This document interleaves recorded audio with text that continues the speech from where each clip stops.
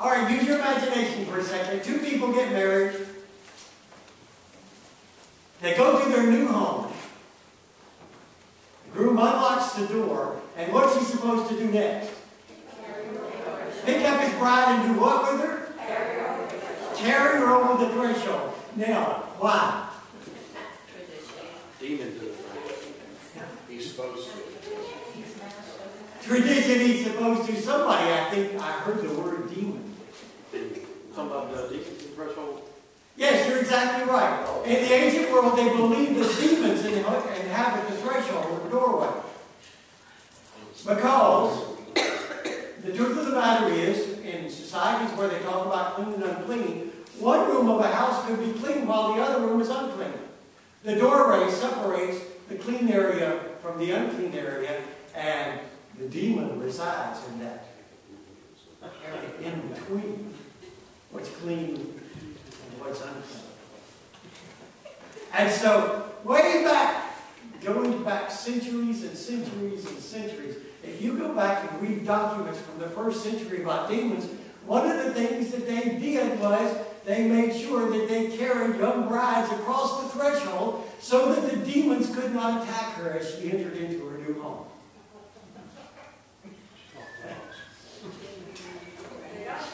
They got tagged. It was a demon with a good sense of humor.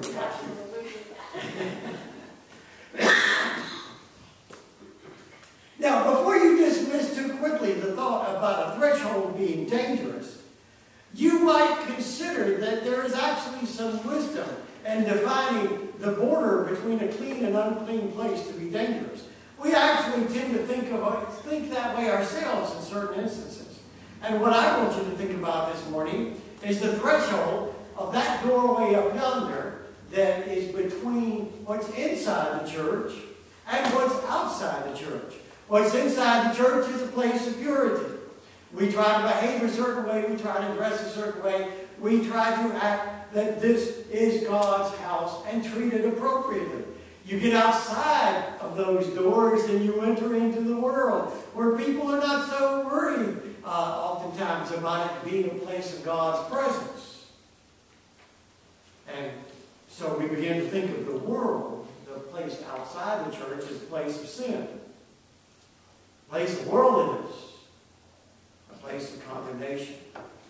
This morning I want to examine that idea of a threshold using two scripture passages. The first one is Jesus teaching his disciples, speaking of how Christians ought to approach others whom they think to be outside of the church. The second is by Jesus' brother James, who speaks of what to do when a brother leaves the purity of inside and begins to associate with those outside again. Leaves his holiness and falls back into sin. Jesus' disciples approached him with a problem. There was a man who was casting out demons in Jesus' name. But they said, he's not one of us. And it's instructive to listen carefully to the way the disciples said. He cast out demons in your name, but he is not following us. He's not following you. He's not following us. The issue is not that the outsider was not putting some faith in Jesus. It was that he was of a different sort of follower of Jesus who was not following the 12, not following the disciples. He was expressing his faith differently. And so to the disciples, he felt like he was on the other side of the threshold. He's an outsider talking about Jesus. He's an outsider casting out demons in the name of Jesus. Most of my life, I have actually heard this issue being discussed, but in a different way. Most of my life, I've heard Baptist preachers question, for example, whether Catholics are truly Christians. Or these days, conservative Christians question whether moderate and liberal Christians can be real Christians, and liberal Christians question whether conservatives are real Christians. Christians question question each other's faith because sometimes we find they don't follow each other. But they find Jesus on a different path. Well, where exactly does the threshold lie? Where do you draw the line between what is actually following Jesus in a proper way and what is not following Jesus in a proper way? We not only have a wide variety of denominations, but we also have other sects and other religions that in some way or another talk about Jesus. The Muslim faith, for example, acknowledges the scriptures of the church and acknowledges that Jesus was a prophet. But they speak of Jesus in a very different way from us. Which side of the threshold shall we view them on? Which side of the threshold do we view Methodists on? Presbyterians or Catholics? Up the street there used to be a Jehovah's Witness church. It moved out of town. Where do we regard them? They're might have been different from us. Are they still Christians? That's a difficult question that the church has to face. You may have heard on the news in the past couple of weeks that there was a 4th century document found. It was about this size, on which there was written in Coptic, which is an Egyptian language written with Greek letters, the line, and Jesus said, "My wife." And that's where this little document was written, right after the word "my wife." And Jesus said, "My wife," and the rest of it's gone. And so the Harvard professor that has been talking about this document says, this shows that in the early church there was speculation that Jesus might have been married. How do you regard such a document that is so different from our New Testament? Well, I want to help you on that in case you've seen that on TV and it gave you any sense of anxiety. One of the things I can tell you is that they have found lots and lots of Coptic documents in Egypt. They found, in fact, an entire library. There were some shepherds, actually, that found this library, that dug it up. They were all in pots. They broke the pots open, and it had all of these papyrus books and things inside those pots. And the shepherds were using them for the longest time to start their fires in the evening, the campfires. Until some scholar ran across the shepherds and saw these really, really old documents and said, "I'll buy those from you, and you can buy a lot of paper for what I'll pay you." And so he bought them, and they became known as the Nag Hammadi Library. They were a group of, well, maybe Christians and maybe not. You have to kind of decide for yourself where you draw the line. But I can tell you this particular group of people that wrote their documents in Coptic had most of the stories in the Bible in their writings, but they were vastly transformed. The story of Adam being created. Y'all remember how God made Adam? How did he do it? He bent down, took the dust of the earth, and breathed the breath of life into it.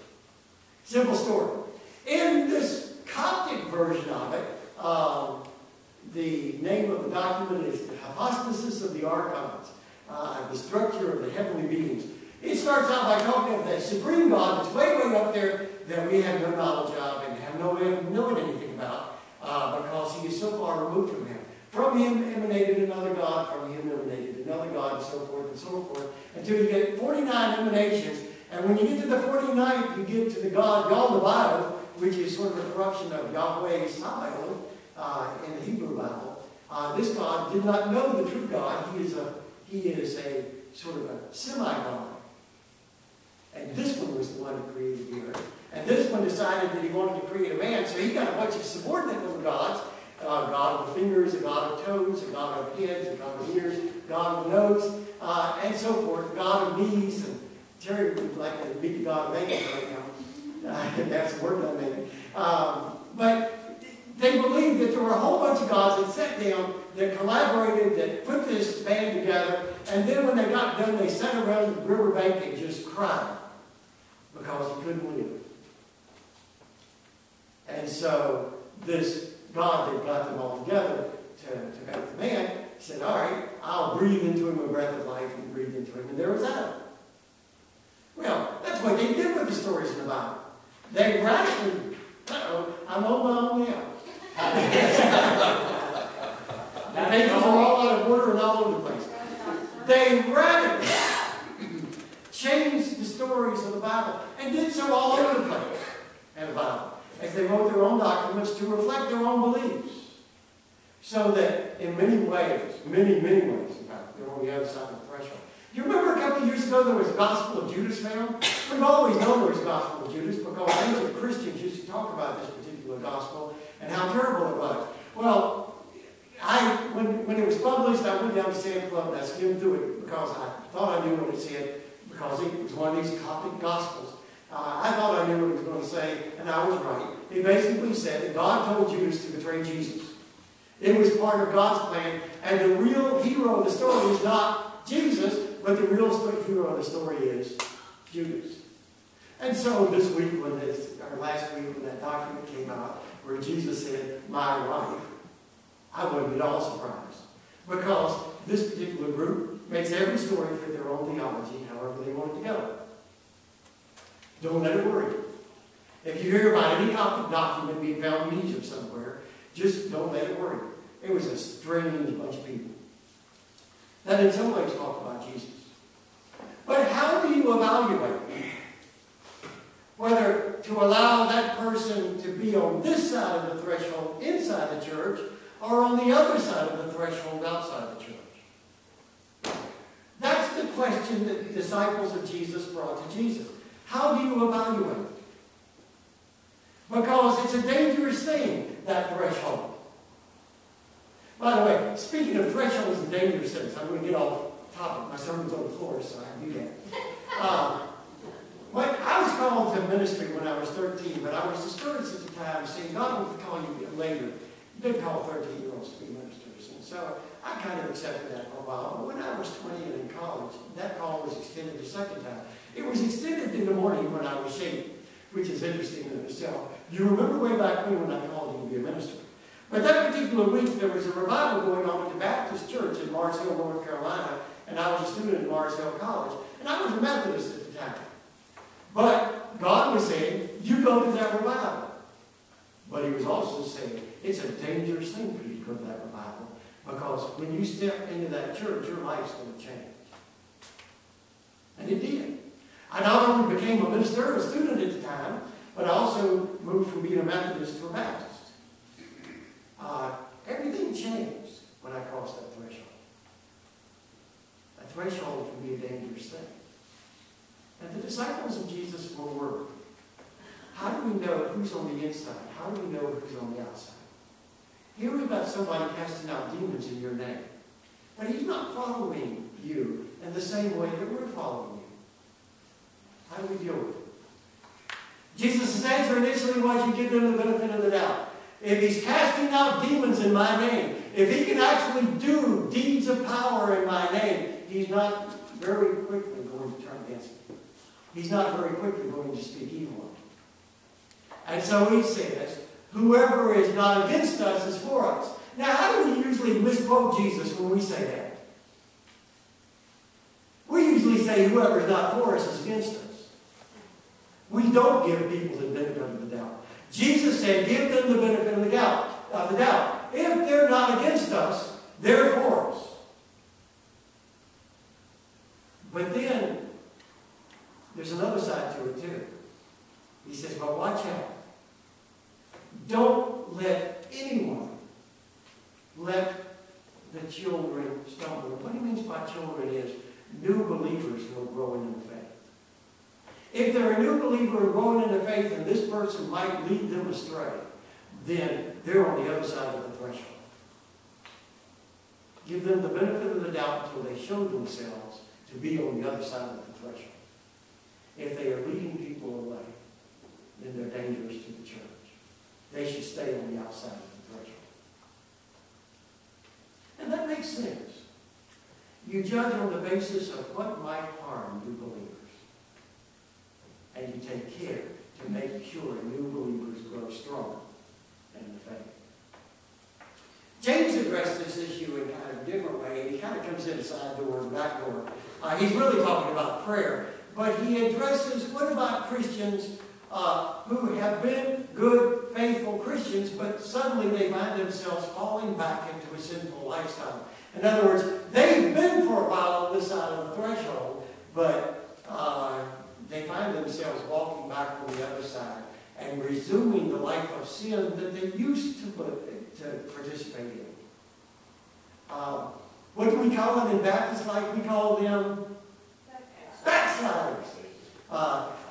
There's not really a word in the Bible for backsliding, but that's our tradition to talk about them as being backsliders. What do you do when Christians who have been inside the threshold, on this side, suddenly go back to the other side and go back to a sinful lifestyle? You know what most Christians do these days when that happens? We look the other way. If I don't see it, I don't have to deal with it. Martin Marty, that taught at the University of Chicago, wrote a book about this, and basically in his book he argued, here's what's going wrong with Protestant churches these days and why we cannot discipline Christians and help them overcome their sin. We're so afraid that if we confront a Christian who has fallen back into a sinful lifestyle, we're so afraid that he'll just look at us and say, well, if you don't like me this way, I'll just go down to the church down the street. They'll accept me just as I am, without one way. Dietrich Bonhoeffer, a German pastor, in his book, I've got the name on it, it's on the foreword. Life Together. I knew I'd think on vacation. Life Together. It's a book about how to be church. It talks about all kinds of things in church, but he's got one chapter on church discipline. And he says, when you see a Christian falling back into sin, the most hateful thing you can do to the person is look the other way. Because if you look the other way, you're letting them fall. If you look the other way, you're letting them go back to a lifestyle that will lead to death. What you need to do instead is rescue that person. And that's what James says. He talks about the effectiveness of prayer to heal people and how we ought to be praying for the sick. But then, in sort of a backdoor move, he also says, and sinners, when Christians fall back into sin, when they step across that threshold going the wrong direction, we need to pray for them. We need to offer our prayers. We need to go out and lead them back in. Because here is where they are supposed to be. In the presence of God. And he says, you have to understand, when you go out, when you cross that threshold to bring a sinner back in who used to be here, you have saved the sinner's soul from death. And then he says, here's another line that we love to quote, you'll cover a multitude of sins. We like that line, but we very rarely talk about it in the context. Because it's talking about you'll cover that person's sins by allowing him back into the place of salvation. By the way, cover there when he says you'll cover a multitude of sins. I need to put that a little bit more in context too. In the Old Testament, when a person sinned and they offered a sin offering for that person, they would take a portion of the blood in a little bowl into the inner, most holy room of the sanctuary. And they would sprinkle on the ark a little of the blood of the sacrifice. But they would sprinkle it on the cover. And so it became an idea that what you do with sins is you cover sins. You sprinkle the blood of the sacrifice on the cover. And that, usually, it's kind of a funny play on words, but that covers the person's sin. And you have done this when you go out and and bring that person back home into the church. A church that is involved with mission will always have to deal with the threshold. Because where are the people that our mission goes to? They're on the other side of that threshold. And we have to know that every time we cross that threshold, we enter into a place of danger. A place where there is temptation, a place where there is sin, a place where there is worldly ways. But it's a place where people need to be rescued. I don't know if you saw it on the news, but there was a 93-year-old lady I saw on the news this morning that drove her car out into a river. Did y'all see that on the news this morning? And as they were showing, somebody had a cell phone. Cell phones have cameras. Somebody managed to capture it on their cell phone. There were about 20 guys that jumped out of that river, swam out to that car while it was sinking, got the window down some way or another, got the 93-year-old lady out, and as they were pulling her out the window, a policeman came swimming up. All these guys had their clothes and shoes and everything on, trying to swim in this river and rescue this lady, and the rescue squad pulled up and started throwing ropes out to them to pull them ashore and saved her. But that's what a mission is all about. If they'd have all just stayed on the shore and talked about somebody needs to save that lady out there, she'd have drowned. Our mission is always about jumping into a river, jumping into a dangerous place to save a person that otherwise would die. We've got to be careful as we cross that threshold. And we've got to acknowledge the danger. But we also have to cross it. Not to fall back into sin, but to reach out to people who need help and bring them across the threshold. Pick them up and carry them in if you have to. Just like you would a brother, in order that they might find life. That they might find salvation. That's what our mission is.